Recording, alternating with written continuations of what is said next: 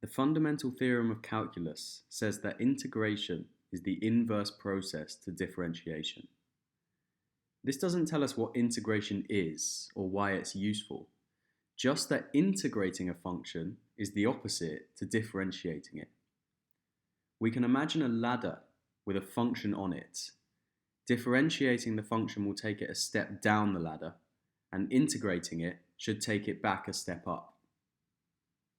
It is clear that when we are tasked with integrating a function, we are looking for a new function that, when differentiated, brings us back to the thing we are trying to integrate. One subtlety in this process arises when we think about specific functions, namely those with constants. Differentiating such a function makes the constant disappear, and any information about what that constant was is lost forever. This leaves us with a problem when we integrate, since there is no information here to tell us whether the result should have a constant, and if so, what its value should be. So, since we can't know what the constant is, or if it exists at all, we must just give it a general name, which we usually call c, and we must always remember to add it on the end. Finding the correct value of this constant requires more information, such as the value that this function takes at a specific point. With this information, we can evaluate the function and find what c must be.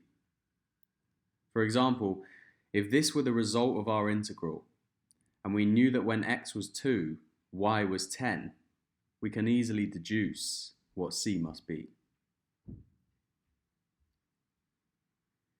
Here we have a list of functions in the left-hand column, which when differentiated with respect to x, result in the functions in the right-hand column.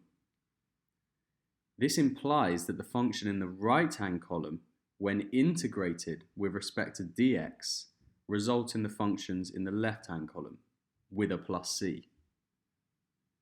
For example, the integral of cos x with respect to dx is sin x plus c, and 1 over x integrates to ln x plus c. This list summarizes the functions which we know how to integrate without thought.